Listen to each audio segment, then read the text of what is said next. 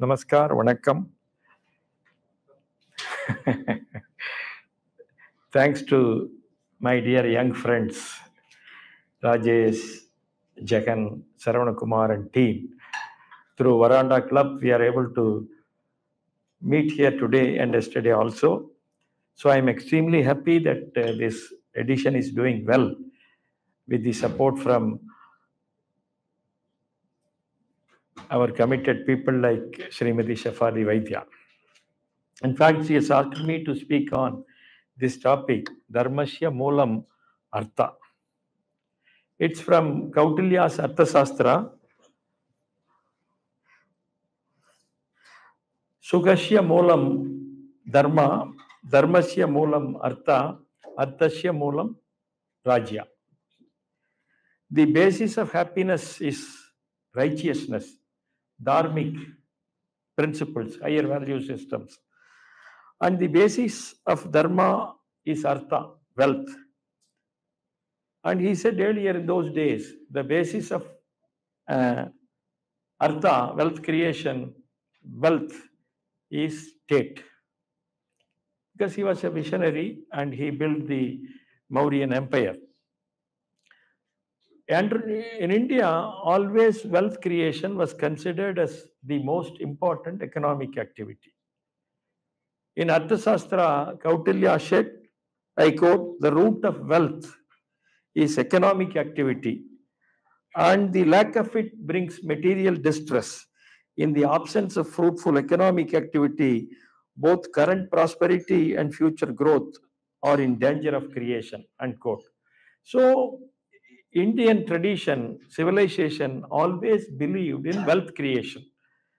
And that is the reason why when we see different scriptures, whether it is in the north or south, east or west, all of them encouraged people to engage in wealth creation. All of it encouraged the states of those days to support wealth creation. In Tirukural, for example, Tiruvalluvar said, make wealth, abundant wealth, seiga porulai, make wealth. So this is what he said. As a result of which, abundant production was the major aim of different sectors of economy in ancient India, till about 200 years back. So if we take, for example, agriculture, in agriculture, increasing production to the maximum extent and higher productivity levels was the hallmarks, were always remained as the aims. So we have several studies across the country, even in 1760, 18th century Chengalpat region, comparatively a dry place. Agricultural production, per capita production was 1 ton per head, 1 ton rice production. If you compare it even with today's production, 3-4 times higher. So why the ancient civilization encouraged abundant production? For sharing in agriculture. So always sharing was considered as dharma. It was the duty of the ancient society to make abundant production of food grains and share it with not just human beings, all living beings, birds, insects, animals. So even one man without taking food was considered as a sin. So there was elaborate arrangements. I don't want to go into it at the societal level, at the public level also. But this is also true, whereas dharma remained as the, artha remained as the basis of dharma. Dharma also remained as the basis of artha. This is what is very, very important. So ancient Indians, our Indian tradition, always emphasized the dharmic principles, even in economic activities, even in businesses. So that is the reason why since ancient days we can see this. Some of us may be knowing India was the pioneer in different types of business organizations. So whether it was partnership, company form of organization, the earliest company form of organization in the world was called as Srini. It was in India. It was supposed to have begun some 3,000, 2,800 years back. Big corporates. So for those big corporations, there was Dharma, code of conduct, Srini Dharma. Srini Dharma was there. So that is the reason why even later Arthashastra gives code of conduct for businessmen, merchants, producers, for different stakeholders. And we can see this in different places. Again, to quote Thiruvalluvar, Thiruvalluvar has allotted a separate chapter called Porul Sayal Vagai, how to make wealth. It is not enough that you make wealth. You have to use proper methods. So, Porul Sayal Vagai, how to make it. There is a Kural which I want to quote here. Aranyenum, Inbamum Yenum, Tiranarindu, Tidindri Vanda Porul. So, you will be happy and virtuous only when you make wealth through proper means, through rightful means. So, this is how higher values, principles, dharmic value systems were emphasized. So, over the several centuries, we see whenever the foreign merchants come here, from Al Idrisi to Marco Polo, everybody used to praise Indians. Now it is recorded. They said Indian merchants are the best merchants. Beautiful character, Al Idrisi said with regard to Indians. And Marco Polo said Indian merchants never used to tell a lie. So that is because of our character. That is the reason why in the wonder that was India, Basham said, it was India always remained as a cheerful land. The relationship between man and a man and the other man and a state was so human, so fair.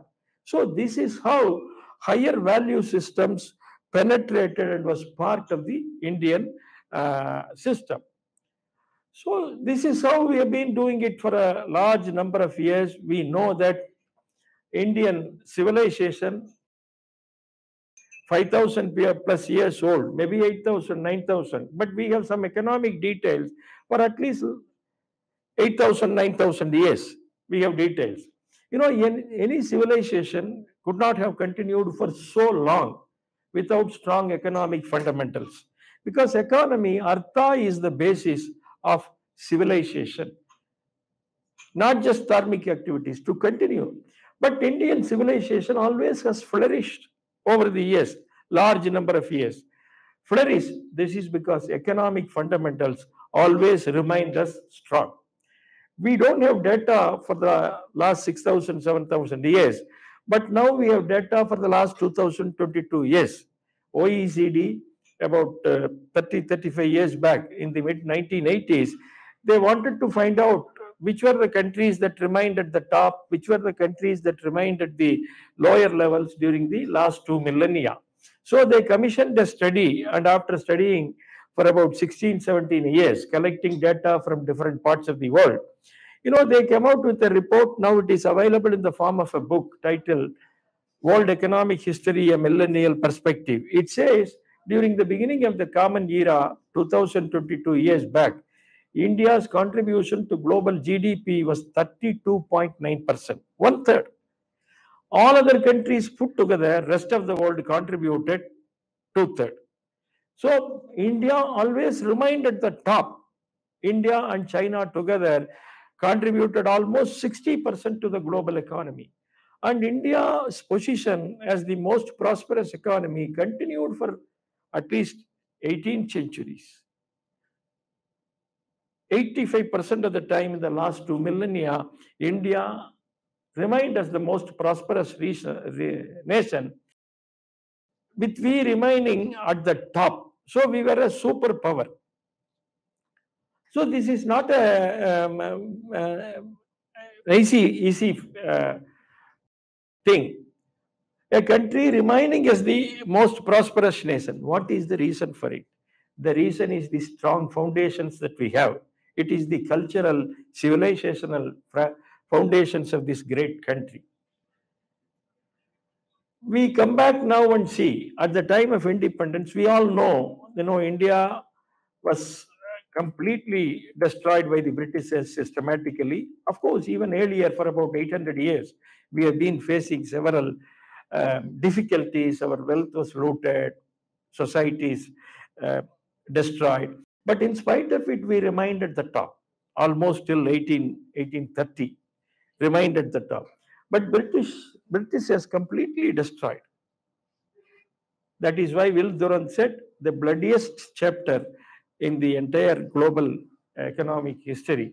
It happened here. As a result, we were made a poor country.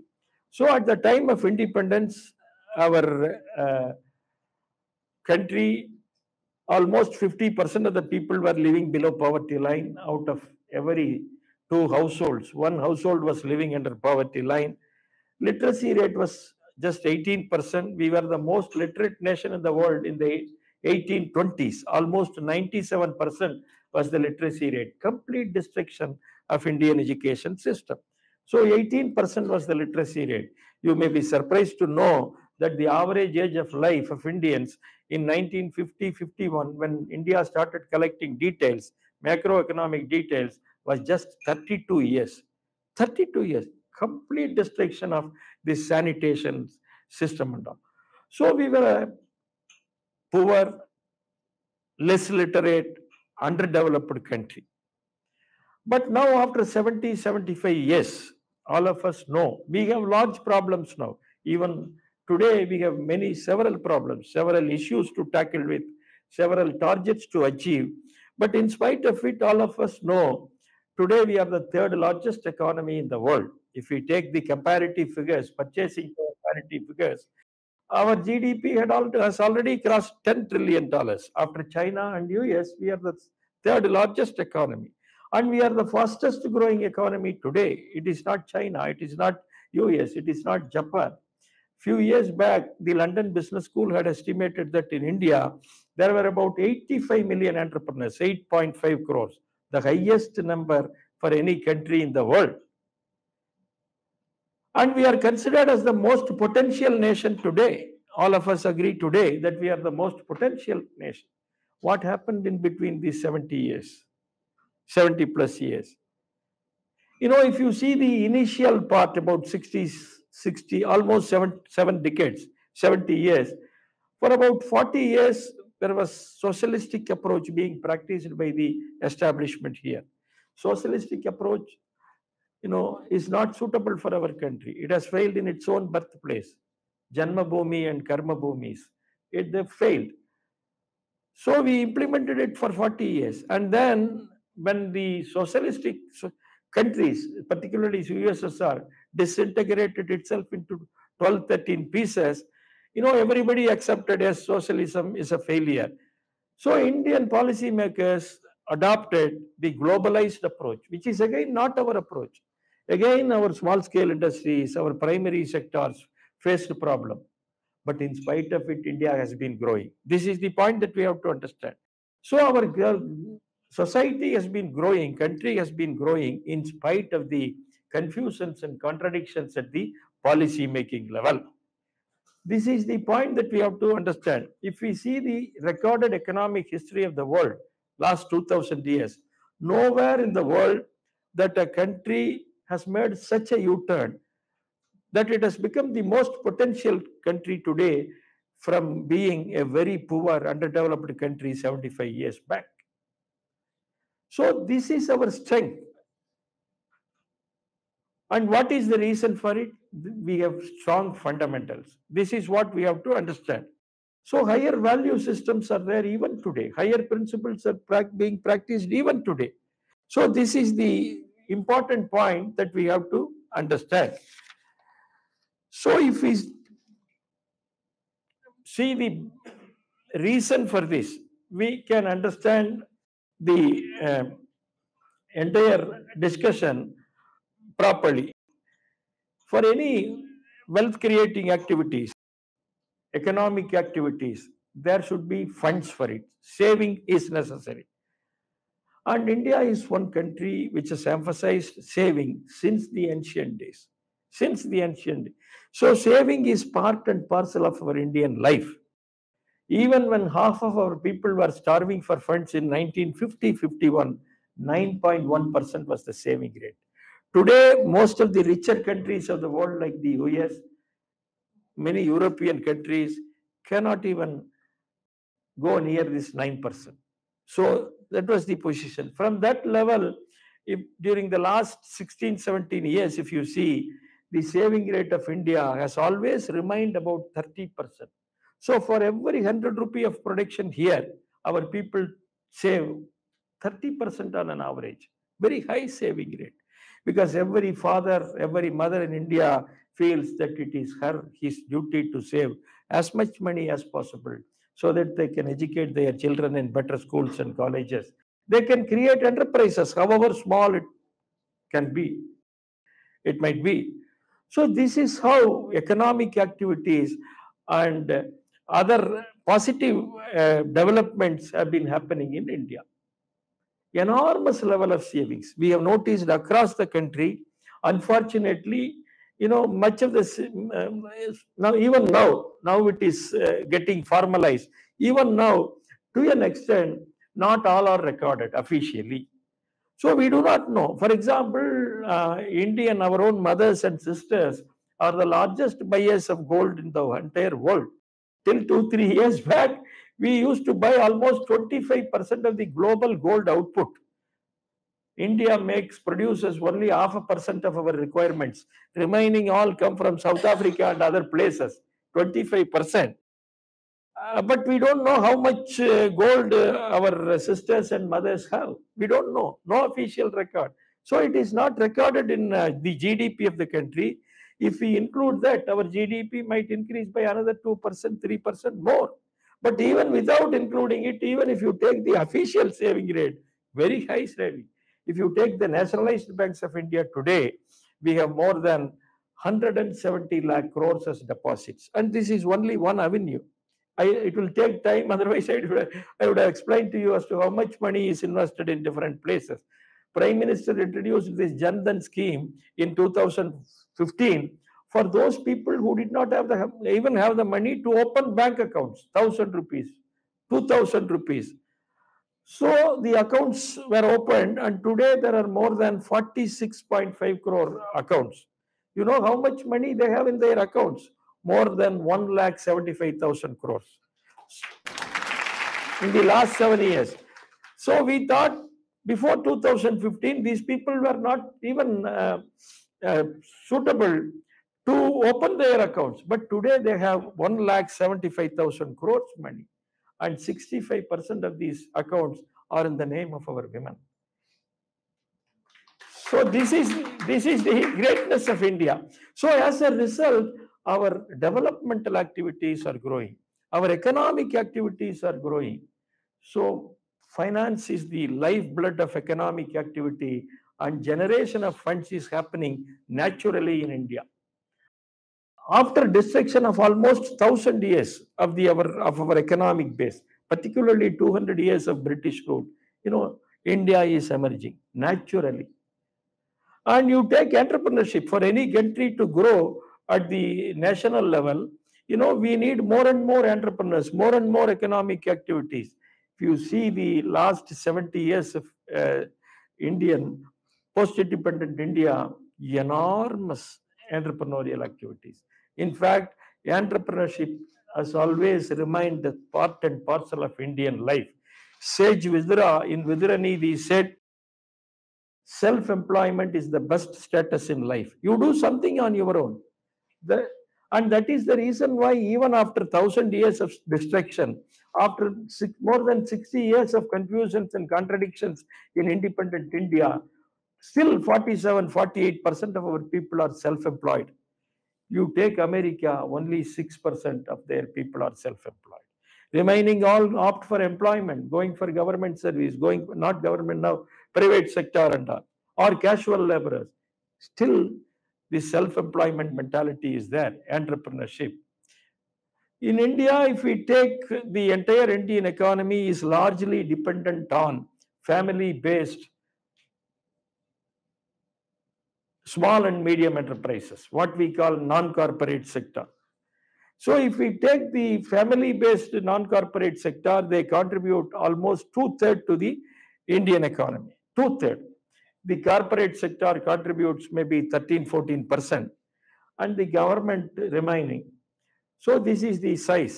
If you take the Western countries, their contribution of these family-based sectors are less, but we contribute more. And they are completely homegrown, developed by the local people, local societies themselves.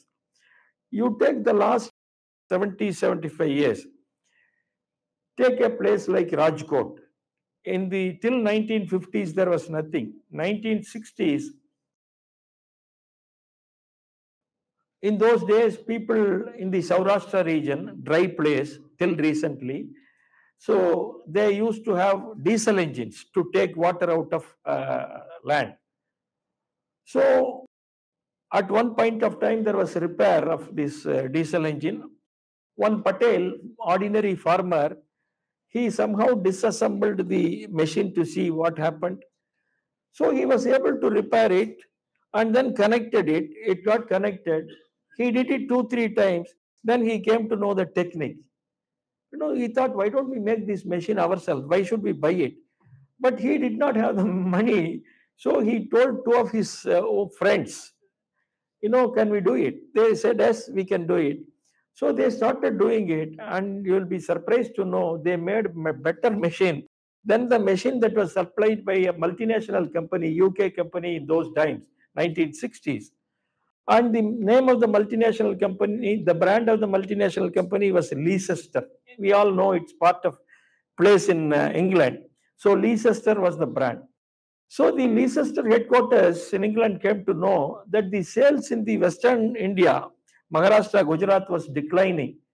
So one of their executives came down to Mumbai, went to Ahmedabad, visited these places, and came to know that the reason for this, these local people are making better machines than their own machines. So they went and talked to them. We really appreciate. Can you supply these diesel engines to us? We will provide royalty to you. They said, no. We don't want to do it. We want to have our own machine. Then they said, then you cannot use our own name. These people, they did not know at that time that they have to have a brand name to sell it so that it becomes popular. So they were selling the machine under a name called Leicester type. How can you use Leicester? He said, we will remove it. We will remove it. And that is how Field Marshal came. I know as a Coimbatore man in our own factories and all. So when we were young boys, Field Marshal was the most popular diesel engine that we were using. First brand from India. And now, not now, even earlier, so in the 1970s and 80s, completely that multinational company was thrown out. And today, if you go to Rajkot, it is one of the best engineering centers in the entire world.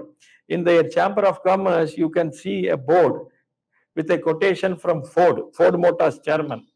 The quotation reads, Ford seems to have said earlier, whenever a new automobile comes up anywhere, whether it is in America or US or Germany, you can get the best spare parts within 3 months from Rajkot. So they make automobiles, we make the spare parts. And as a result, today it is a very vibrant engineering center, not at the Indian level, at the global level. We all know about Surat. Surat's turnover today, annual turnover is 2 lakh crores, annual turnover. One town, one city. Only 2 businesses. I visited last time in 2021. So their textile turnover last year, 2021, was 90,000 crores. You have to visit once. They have more than 20,000 wholesale shops selling saris. More than 20,000 sari selling wholesale shops. Turnover 90,000 crores. Another business, diamond cutting, equally 85,000 crore turnover, annual turnover. Then related ancillary industries, they supply, they give the remaining. So as a result, annual turnover was 2 lakh. So this is how in the last 70 plus years, India has been changing. And it is not just Gujarat, whether it is Ludhiana, whether it is our own region, you can take Tamil Nadu, any place, Coimbatore, Tirupur, Sivakasi, Karur, any place you can take. There is a lesser known place which some of you may not even know much, Tiruchengodu, which is known for Ardhanarishwara temple. Tiruchengodu was once upon a time, even today they are leaders, but till 15, 20 years back, they were dominating the Indian borewell market to that extent that the percentage was as high as 90%. 90% of the borewell machines of India were run by these Tiruchengodu people. Tiruchengodu, very ordinary people from agricultural community. And it is not that our people just engage in business alone. They innovate. And this is the point that we have to understand.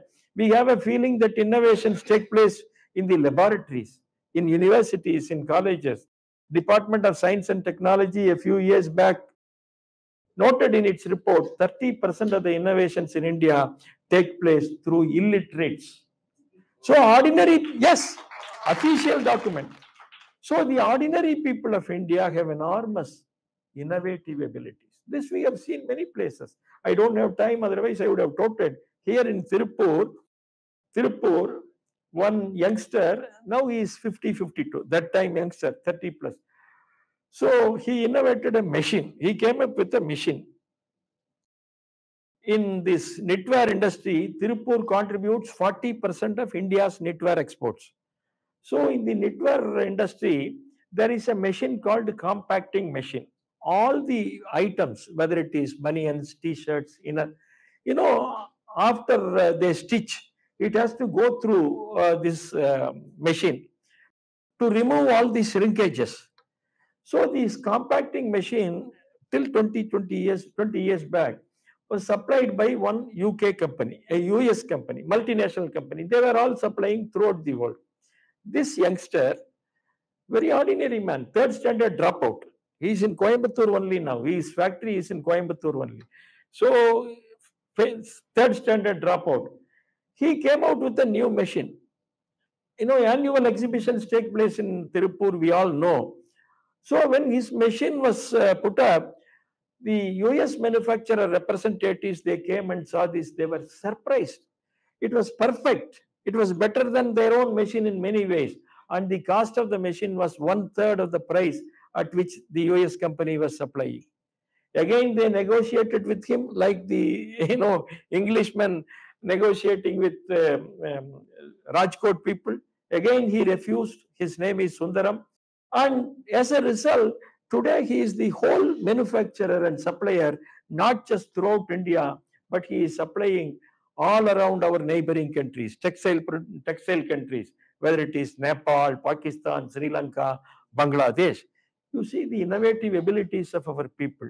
So this is how entrepreneurship in India has been growing. So whether it is savings, whether it is entrepreneurship, all these are the basis of economic activities. India is undergoing a sea change. After we got the political freedom, without the policymakers themselves realizing economic developments happening, there is one economist from MIDS, Madras Institute of Development Studies. He once said, writing about Karur, which is the center for homemade textiles like screen cloths, tablecloths, he said, in spite of the government's, Karur has grown.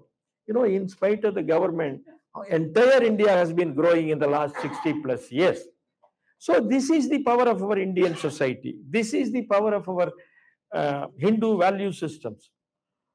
So savings, entrepreneurship, enormous activities going on, diverse level of activities. We are in Coimbatore, which is the capital of western region of Tamil Nadu. We all know in this region there are maybe around 10 clusters. Coimbatore, Tirupur, Karur, Namakkal, Sangagiri, Tiruchengodu, several. They are known for different products, services at the national level, at the global level. You see, Sangagiri and Namakkal are the top two transport clusters of India, not Tamil Nadu, India, Indian level.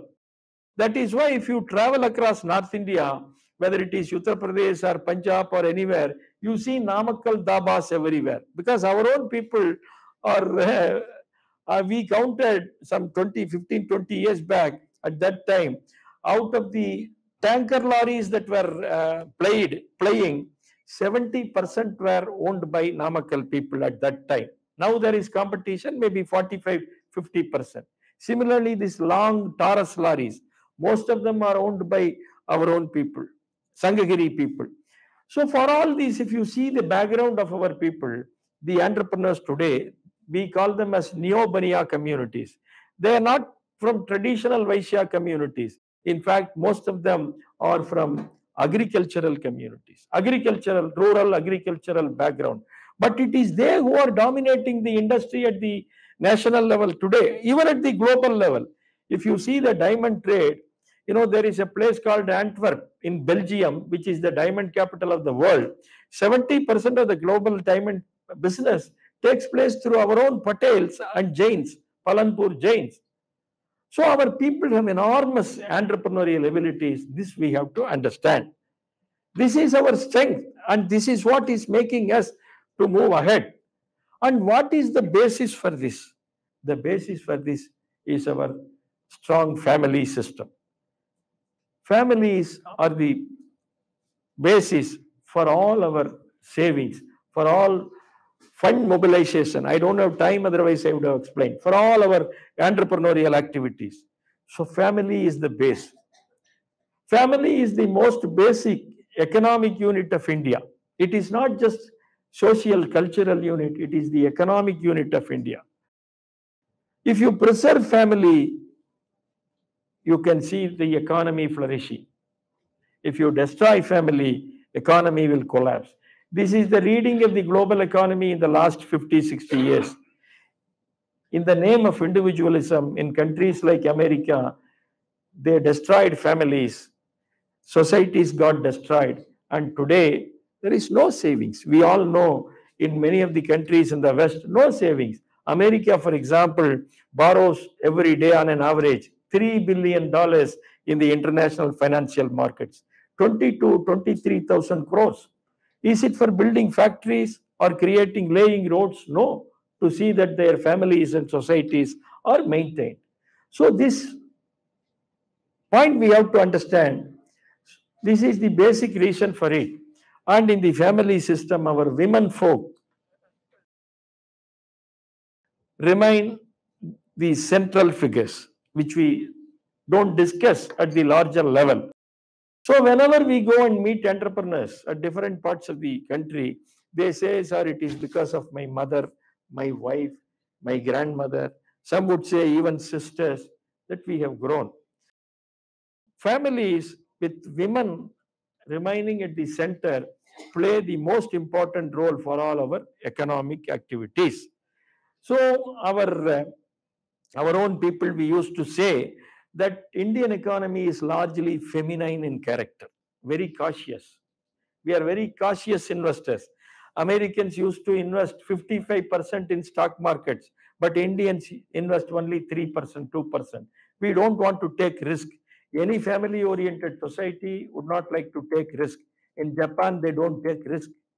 Even when the Bank of Tokyo asked them that you have to pay charges if you want to keep your money in banks, even then they paid charges and kept money in banks, family-oriented society. Similarly in India. So we are very, very cautious. We prefer safer avenues for investment, not risky avenues. We don't prefer. So here, women remain at the center. So that is why when we go there, we listen to their stories after stories. In fact, we were surprised to know when some 15 years back, we were taking up a study with regard to the hotel industry in Tamil Nadu, and our own students, when they went there, they told me, sir, in many places, our own entrepreneurs tell us that sisters have also supplied funds to the promoters to promote businesses. I was surprised because we knew that our mothers contributing, wives contributing, grandmother contributing. First time I came to know sisters. So we went there. Trichy region. Today Ananda Bhavan, Arya Bhavan, Vasanta Bhavan hotels, they are all promoted by one particular community, largely in Tamil Nadu. They come from 3 villages in central Tamil Nadu. And 21% of the promoters of the hotel industry said, when they needed funds at the initial level, the funds were supplied by sisters. Married sisters, after going into the husband families, nudge their husbands to give funds to the, and this is how businesses grow. And I have very moving experiences of mothers, grandmothers, wives contributing funds for economic development. There is a group of educational institutions in a place called Namakkal, which is about 150 kilometers from here. Vivekananda group of institutions. They have about now 30 colleges, maybe 30 plus. When I visited last time for a seminar, there were 26 colleges. And when I spoke about the contribution, all women's institution, that is very important. All women's, no men's college. All the 7, 8 arts colleges, 6, 7 engineering colleges, dental college, all. So people from across India, including Nepal, come and study. That's a safe place. Maybe you may have to visit one day. So after I finished my speech, the chairman who was presiding over, he had already completed his welcome speech. He said, "Sir, I want to speak for another 5 minutes." I said, "No, yes, please." Then he came up to the podium and said, "All the while I have been listening to this professor speaking about the contribution of women. I feel guilty today after so many years. Now I am going to tell the truth. If I don't tell the truth, God will not forgive me." That's how he started. He said, some 27 years back, I was a very ordinary man. Very ordinary man. I had only B Farm degree. I was going for a job, 700 rupees salary. My father had only 3 acres of land, all dry land, no water. So I was going for a job. After some 3-4 months into my marriage, on one Sunday, 2 people came to see me in my village house. They said, we are running a small institute offering diploma certificate courses in pharmacy. We are coming from the nearby town Salem. It's very difficult for us to come every day 60 kilometers this way, 60 that way. So we wanted to close the institute. When we went to the government said, "You cannot close. You have to transfer it to somebody. That somebody should have a B Farm degree." So we found out you are the person, only person, you please take it. He said, "I have only 700 rupees salary. My wife is new. How can I mobilize 10,000, 20,000 rupees? It is not possible." They went. Wife came out after they went out. Why did you leave them? He said, "How can I? I don't have money. I have jewelry. You could have asked me." He said, what will your parents think of me?" Just 4 months after my marriage. So the conversation ended. After 15 days, again, those 2 people came. They said, "We have searched the entire district. There is nobody with B Farm degree. Nobody with B Farm degree. You are the only person available. We will offer you 40% discount. Please take it. Otherwise, we cannot run. We have to come all the way from Salem." This time, wife came out and said, ladies are always polite. "Sir, we will discuss about it, sir. And you come next week. We will try to give you a positive result." So she has hinted positively. At the same time, she did not overlook her husband also. She said, "You come next." After they went, she told her husband, "This is a godsend opportunity. I'll give all my jewelry. You go and pledge it, and then you run it." He asked, "If we lose money, what can I do?" "Don't worry, both of us I will also work. I will work in the field, and then you go for work. Don't worry." He said, "That is how I started my first tutorial institute, small." That too, he said, we did not even have bank in our village. There was only cooperative society, cooperative bank. We went and pledged the jewel. And he said, after 26 years now, I am running 27 colleges. Now I am coming in BMW car. I am one of the richest men in this area. And all this is possible due to my wife. This is what he said.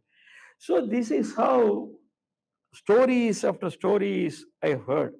There is a very moving story here with regard to Tirupur.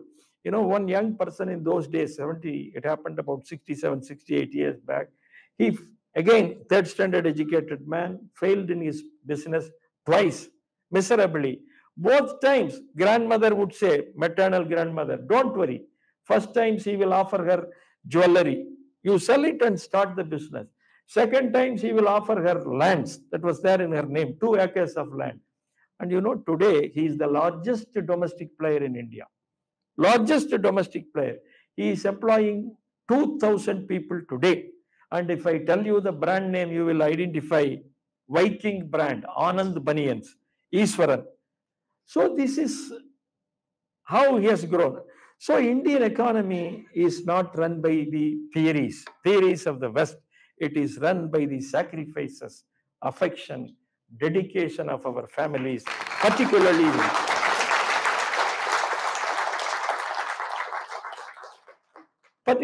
our women folk. So this is how we have to understand. If you see the Western economic systems today, particularly post-COVID period, completely they have failed. We all know that socialism has failed. The Western capitalism has also failed. So they were all advising the rest of the world till 10 years back, 5 years back. But now they have accepted. After 2008 global crisis, the Nobel laureate for 2008, Paul Krugman, he is a professor from Princeton University, he openly admitted, I quote, much of our economic theories, our means West, much of our economic theories have proved to be harmful to the society. Can you believe it? They are making open acknowledgement that we have been harming the other countries during the last previous decades. Why? There are no fundamentals. In the name of individualism, they have destroyed womanhood. They have destroyed divinity in womanhood. Women are the basis of family. Womanhood is nothing but motherhood, divinity. So they have destroyed it. As a result, there is no economics today. And certainly in the coming years, they are going to face difficulties. We can see the symptoms over there. So as a nation, we have enormous strengths, enormous fundamentals, and that is what has been protecting us during the last 7 decades, in spite of all problems. So now we have to realize that we have our own functioning systems. We have to understand it. We have to recognize it. Till 10 years back, this World Bank, IMF, United Nations, they have been all saying there are only universal models as such, either socialism or Western capitalism. Now, they openly say that there are no universal models. Each country can have its own model. Then this is what we have been saying, family-based model.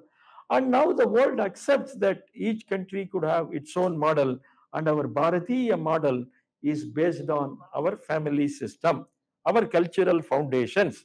In fact, it is this model that was the reason for India remaining at the top, flourishing over several centuries. Most sustainable model.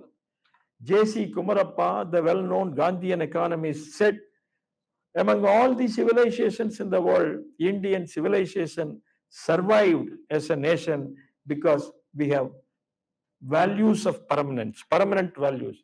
So he said, there is economy of permanence also, and Indian economy always remained as a permanent economy. But it was destroyed due to the outsiders. And now India is coming up. Unfortunately, now we have a set of policy makers, government to a large extent, that understand the foundations of economy of our system. In that connection, I want to quote the Niti Aayog. Whenever you have time, you please go to the Niti Aayog website and see the cabinet resolution that was passed by the government of India to establish this Niti Aayog in the place of Planning Commission. We all know the Planning Commission is the carbon copy of Stalin, not today Stalin, Russia Stalin, Russia Stalin policy making setup. So Jawaharlal Nehru copied it, put the same thing here. We all know the background of the person called Stalin, who killed more than 30 million people. Nobody could question him. Same setup was here. And as a result, this planning commission failed India. We all know 2010-11, there was an interesting incident. Madam Jayalalitha as chief minister was participating in that meeting, planning commission meeting. So Ahluwalia, who was the vice chairman, he pressed the button after 5 minutes. Jayalalitha said, I represent 7 crore people and you don't want to allow me to speak more than 5 minutes. How can I speak it? Oh, every year you give me only 5 minutes. Why don't you extend by another day or increase the number of hours? So that was the status. Now it is completely removed. In its place, Niti Aayog has come. In the Niti Aayog cabinet resolution, it recognizes culture, family, social capital, ability to move with others. India has enormous social capital as a nation. No other country has such social capital. So it recognizes these basic factors, and as a result of which positive developments are coming now. And now if you see the recent editions of either World Bank report or IMF report, the so-called top economic reports of the world, they always say India is the bright spot. Even about 1 week, 10 days back, I saw IMF chief saying that India is remaining as the brightest spot. You may be happy to know that last year, India's contribution to the global growth was 22%. Can you believe it? India's contribution to the global growth was 22%. I'm not saying everything is perfect, because we are not perfect. But in spite of all the difficulties, India has been growing. And the major reason for this is our cultural foundations, our higher value systems. Even today, compared to many of the Western countries, our value systems are higher in businesses, business enterprises, particularly the non-corporate sector. It is the only place, India is the only place where you go, meet the entrepreneur, he will say, sir, I have produced another 10 entrepreneurs, 15 entrepreneurs. In other countries, they would like to kill the entrepreneur, but here we take pride in saying, my own employee till 5 years back, today he has a factory. This is the only place. And the employee gives first order to his previous owner only. And this is a different country. There was earlier mergers and acquisitions taking place across the world. And, these mergers and acquisitions, when it happens, even without the company promoter knowing about it, somebody will come and make acquisition. That is how Apple was acquired and all. We all know. So as a result, Steve Jobs resigned. And India is one country where least number of mergers and acquisitions happened. Because at that time, when we went and met the top executives of companies, they said, sir, somebody has promoted a company, and because it is incurring losses, because the management is in trouble, how can I go and acquire? It is wrong. Let him manage. How can I go and get profit out of it? This is the Indian mentality. So even today, there are higher value systems in our businesses. And I have several examples to show. Yesterday, when I was speaking with Shefali Madam and Rajesh, I was saying that there are companies in India which give higher salaries for those people who live with their parents. Higher salaries, additional salaries. For those lady employees who live with their in-laws, double the additional salary is given. There is no better way to encourage family values. You cannot see anywhere here outside. And this is how India is doing. So we have seen in our economic history, wherever our cultural aspirations emerge and culture spreads, economy also develops. So there is close connection between the culture and the economic development. I am speaking from Coimbatore. This region, we all know, it is known for its culture and wealth creation. Now, this region contributes almost 50% to Tamil Nadu economy, completely developed by the local people, complete local development. No investment from outside, no single dollar investment anywhere from outside. Government investment is also less. There is only one government arts college here, only one government polytechnic here, only one government engineering college here. But Coimbatore itself is contributing almost, in our estimate, more than 1,30,000 crores annually, completely by the local people. So we have different set of system. This we have to understand. So there are two lessons that we have to do understand here, and it is our duty also. First of all, we have to recognize that we have our own models based on our value systems, based on our traditional, cultural, civilizational foundation. This we have to recognize and understand. This is what we call as Indian models: Indian economic model, Indian social model, Indian businesses model. Second, the universities, colleges, educational institutions have to come up with our own theories, Indian theories. We are enough done with the Western theories. They have failed in their own birthplaces. Now it is time for us to come up with these theories. So these dharmic values or higher value systems, even today, particularly the family based value systems, remain the basis of Indian economy. And it is because of this we are flourishing as a nation in spite of all difficulties, and future is certainly going to be good with the kind of our government that we have. Of course, we have difficulties, we have our own limitations, we have drawback. Nothing is perfect today, but we have strong foundations and we are moving forward as a nation because of our culture. Thank you very much.